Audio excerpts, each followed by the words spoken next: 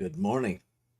Welcome to Reading the Science of Mind in 1 Year. I'm Reverend Rafe Ellis, Senior Minister and Spiritual Leader at the Center for Spiritual Living Common Ground in Central Maryland. Today is August 6th. So let's get started with our reading and see what that ignites in us. Here we go. Push of spirit in joyous self-recognition. There is neither high pressure nor low pressure in this flow, since the pressure is always equalized by spiritual perfection. There is no sensitiveness, no strain, no inaction or overaction, no false action, and no inadequate action. Action, being spiritual, is always perfect. This stream of life is renewed daily. It is not material, but spiritual. The bloodstream is continuously renewed as it converts the idea of spiritual substance into material benefits. Love, harmony, and peace reign supreme. The arteries convey this bloodstream and neither harden nor soften. They are always flexible, always perfect. There is no tension nor supertension, but always a calm flow of life, forever invigorating, forever renewing, forever revitalizing, carrying to every part of the body and distributing in every part of the body pure spiritual substance, instantly and permanently perfect. There is no inner agitation and no outward irritation. Those of us who suffer from blood troubles and skin diseases have not proven for ourselves the promise, "Ye shall know the truth, and the truth shall make you free." Many skin diseases and blood disorders can be traced to a break in the rhythmic harmony of life. When the body is the harmonious temple of the living God, Spirit, divine order reigns throughout.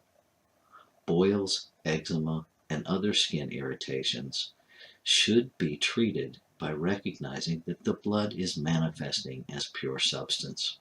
If one has been irritated mentally and has not been able to adjust themselves to the undesirable cause of the irritation, it is but natural that it should manifest objectively sooner or later.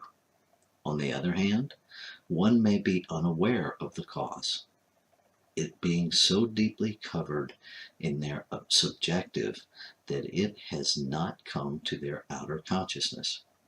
Criticism and inability to live with people, to adjust oneself to the many, bring about many disorders. A deep-seated resentment against persons or conditions will surely manifest itself in some disagreeable physical reaction. The first step toward healing is one of honest self-analysis. What has been our habitual feeling towards persons around us? Have we really tried to let them live as they see fit, while claiming the same feeling for ourselves? A good treatment for this would be: there is no irritation, frustration, or resentment in my life. Any sense of inner agitation is now wiped away, and in its place there comes a warm sense of my oneness in essence and experience with all the good there is. The center of my being is understanding and intelligence. I am calm, poised, and at peace with the world.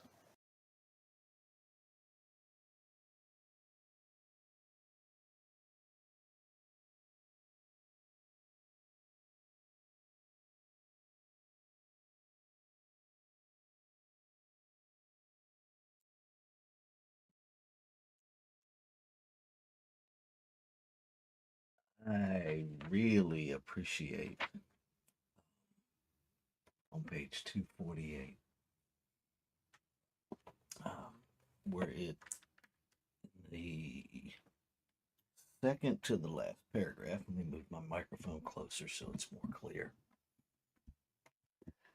In the second to the last paragraph, where it points out one may be unaware of the cause, it being so deeply covered by their subjective that it has not come to their outer awareness, consciousness, awareness. Criticism and inability to live with people, to adjust oneself to the many, bring about many disorders.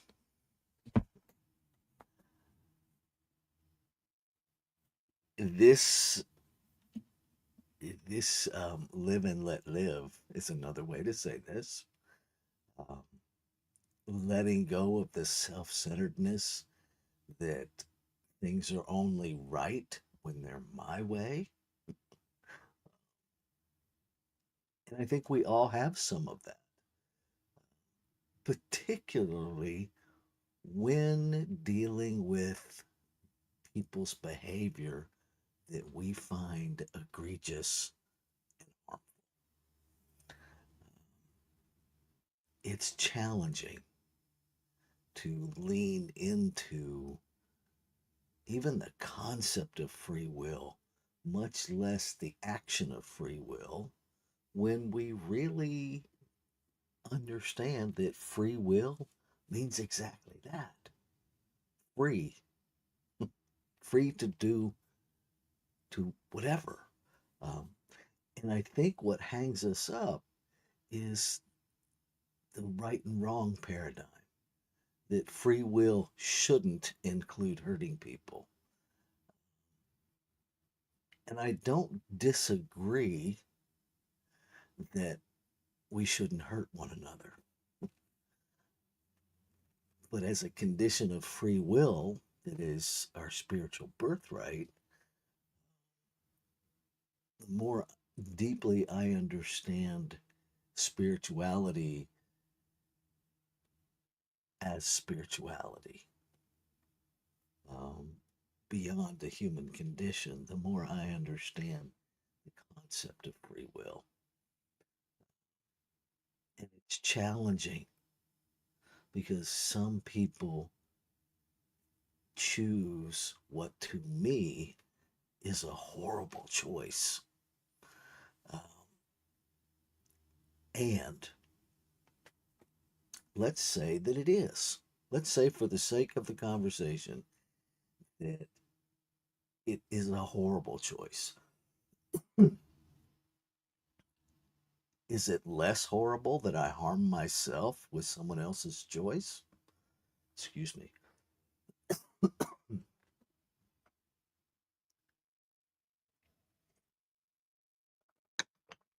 Tickle. Um, I mean, isn't it enough that their choice is harmful? But what I don't acknowledge is that when I get all wrapped up in someone else's choice emotionally, I am making a harmful choice because staying, I am intentionally, willfully inserting myself in a mental harm about something I have zero control over. It releases all sorts of chemicals in my physical body that aren't helpful for my physical body. It puts me in mental turmoil, and then I blame the other person for it. Um, I love this. Um, Criticism and inability to live with people, to adjust oneself to the many, bring about many disorders. A deep seated resentment against persons or conditions will surely manifest itself in some disagreeable physical reaction. Yeah, because as Bruce Lipton points out in The Biology of Belief, the environment that we create for ourselves matters. It matters a great deal because we are providing the home in which our cells live, move, and have their physical being. their physiology. If we present a physical environment that they're constantly having to overcome, an environment that is hostile to them, it's going to show up, right? Um, the next paragraph for me is just, it's beyond brilliant. Uh, the first step toward healing is one of honest self analysis. This is where I watch us struggle, us being people, because our historical, generational paradigm is to blame. Um, I cannot do honest self analysis while blaming someone else because the minute I go to blame, like a nanosecond before, I consented to being the victim of someone else's choice. Um, which is not to say that we are not occasionally truly victimized by someone's behavior, but I don't have to surrender my mentality to that person or the event. And I know this by personal practice because I did it for a long time. And then this first step of honest self analysis. What am I telling myself? What am I doing? Is this really serving me? What will serve me to really unapologetically, and I cannot stress enough, undefendedly be honest with what's happening with myself? Because then I become aware of the solutions for me, which may be different than the solutions for you. We're no two of us are exactly the same. Are there patterns that we can share to help one another? Absolutely. And when it comes down to it, this is an individualized inside job. And I'm going to wrap up with this morning. I think this whole spiritual practice um,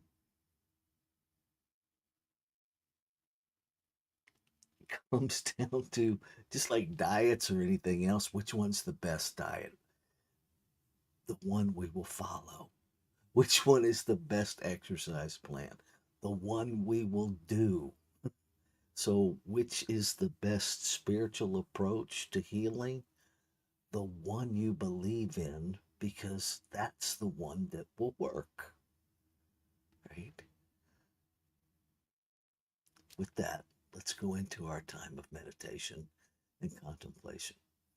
It's just 5 minutes of being present with what is. And maybe take into this time of meditation the first question that it asks in that last paragraph. What has been our habitual feeling toward persons around us? Have we really tried to let them live as they see fit while claiming the same for ourselves? Let's take that into our time of meditation and contemplation and see what we get. Here we go.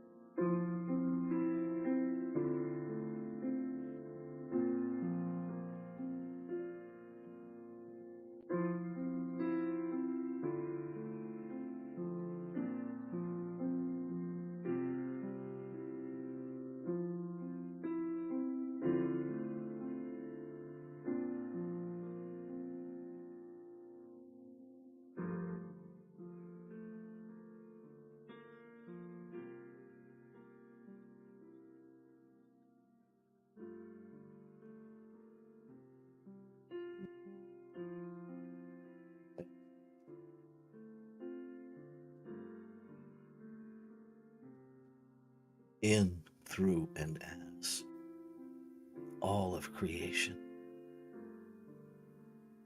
One love, one peace, one beauty, experienced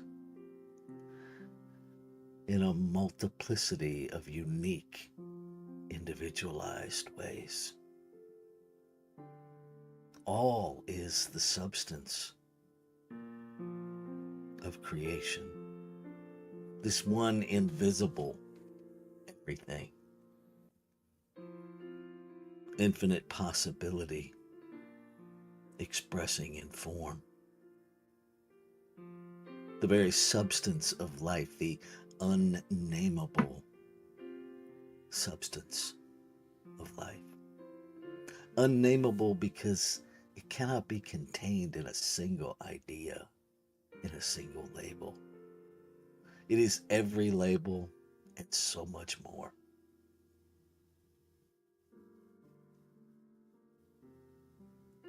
Whether I call it God, the great mystery, life, love, it is so much more. It is the very essence, the very substance of my being, of all being, never separate from itself, creating out of itself, through the activity of itself, to express the desires of itself, to experience and expand itself as each individualized expression. And I am the very substance of life, individualized to experience itself. It's this activity that I call my life, traveling in this physiology that I call my body, still and always. The infinite invisible made visible. That's me.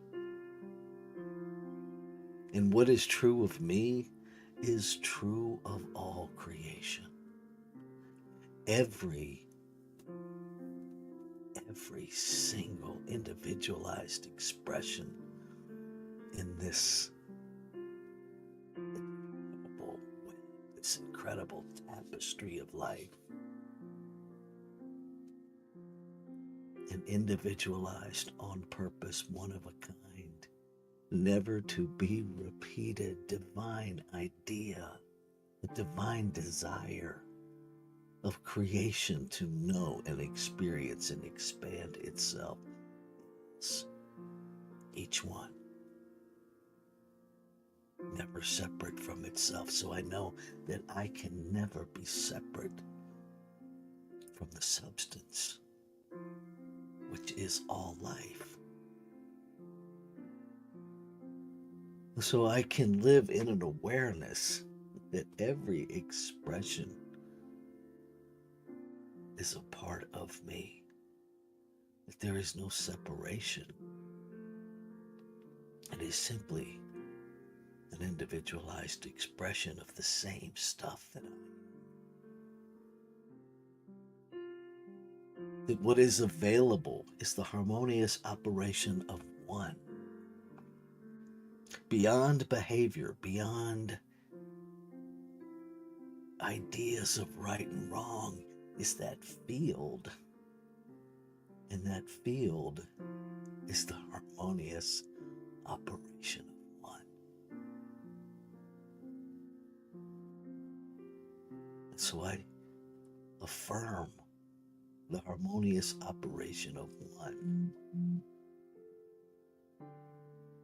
And as I affirm it for one, I affirm it for the whole, because there is only one. And it is that wholeness, an experience of the wholeness, a choice to live into the wholeness of life that heals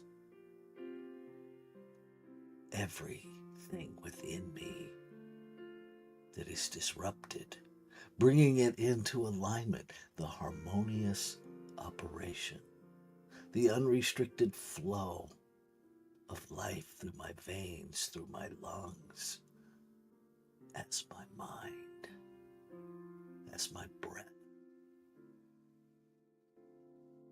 as this physical body, every organ within it living in harmony with every other organ within it. I affirm that I, as a cell in the body of the infinite, live in harmony with every other cell in the body.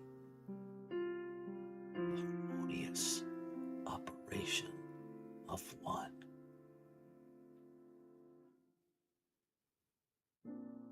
And everything unlike that comes into my awareness to be healed.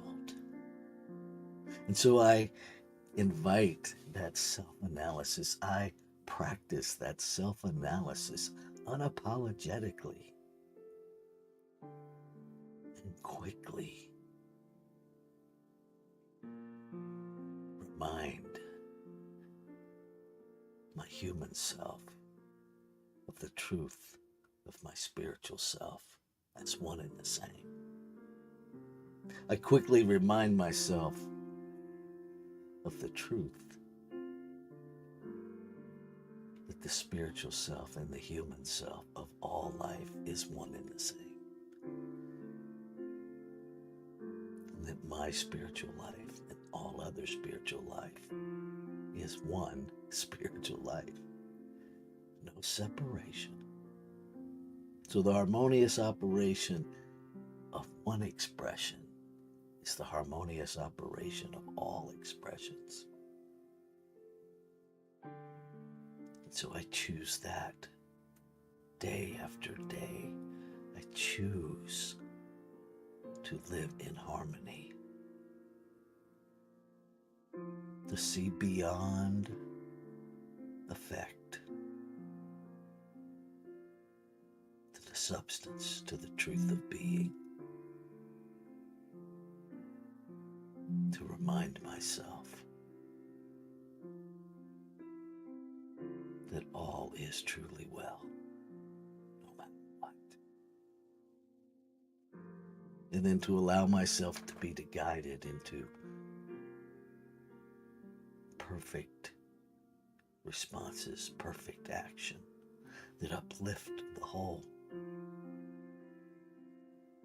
that calm the troubled seas of thought and emotion.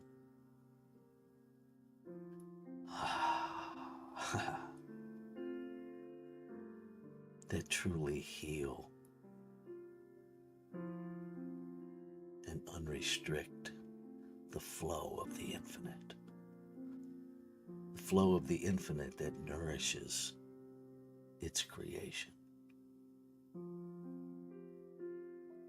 I am grateful. I am grateful that the word spoken is the word of the infinite, moving the substance of itself into being. My word, the word of the one, not individualized word, my word, the only word, speaking itself into being, and the activity of itself that I call law.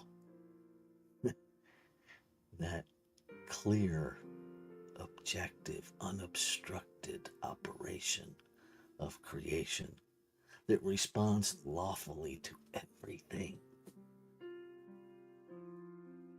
to everyone, with that divine, perfect, truly non-judgmental, sacred yes. It simply makes it so.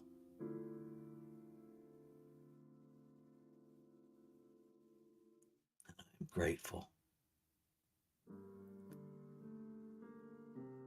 And so knowing that it's already done, knowing that this human me is freed from the responsibility to make God be God. to make creation create, I let go, allowing myself to be guided, sustained, and grown, allowing myself to live in a state of awareness, in a state of peace, in a state of calm, to be fully used as the infinite expressing itself.